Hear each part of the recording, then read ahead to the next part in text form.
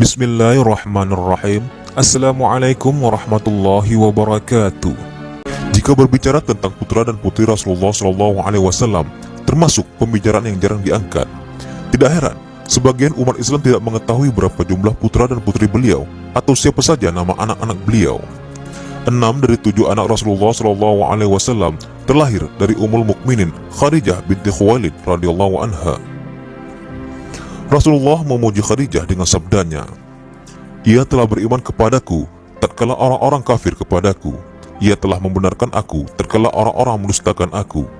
Ia telah membantuku dengan hartanya tatkala orang-orang menahan hartanya tidak membantuku. Dan Allah telah menganugerahkan darinya anak-anak tatkala Allah tidak menganugerahkan kepadaku anak-anak dari wanita-wanita lain." Saat beliau mengucapkan kalimat ini, beliau belum menikah dengan Maria Al-Qibtiyah. Berikut adalah nama anak laki-laki Nabi Muhammad SAW. Yang pertama adalah Qasim bin Muhammad. Qasim merupakan putra pertama Nabi Muhammad SAW dan Khadijah.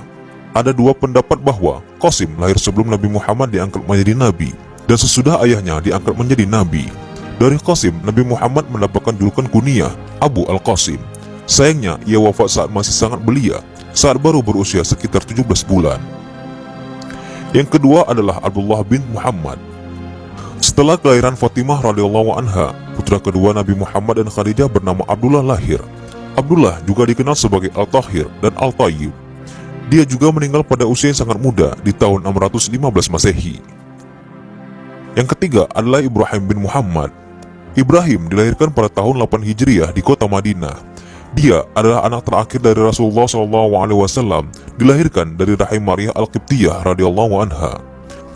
Maria adalah seorang budak yang diberikan Kaukis, penguasa Mesir, kepada Rasulullah SAW. Lalu Maria mengucapkan syahadat dan dinikahi oleh Nabi Muhammad SAW. Usia Ibrahim tidak panjang, ia wafat pada tahun 10 Hijriah saat berusia 17 atau 18 bulan. Rasulullah sangat bersedih dengan kepergian putra kecilnya yang menjadi penyejuk hatinya ini. Ketika Ibrahim wafat, Rasulullah SAW bersabda, "Sesungguhnya mata ini menitikkan air mata dan hati ini bersedih. Namun kami tidak mengatakan sesuatu yang tidak diridhai Rabb kami. Sesungguhnya kami bersedih dengan kepergianmu, wahai Ibrahim." Kalau kita perhatikan perjalanan hidup Rasulullah bersama anak-anaknya, niscaya kita dapati pelajaran dan hikmah yang banyak. Allah Ta'ala mengkaruniakan beliau putra dan putri yang merupakan tanda kesempurnaan beliau sebagai manusia.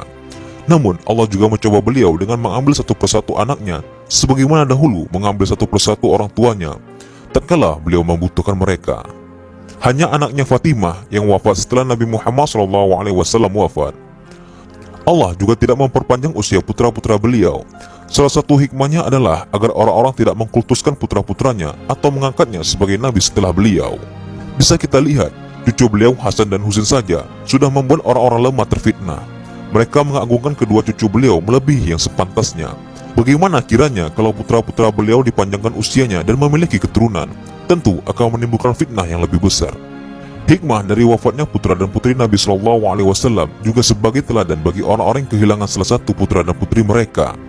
Saat kehilangan anaknya, Nabi Muhammad SAW bersabar, tidak mengucapkan perkataan yang tidak diridhai Allah.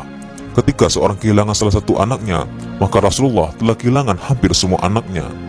Semoga selawat dan salam senantiasa tercurah kepada Nabi Muhammad SAW dan keluarganya.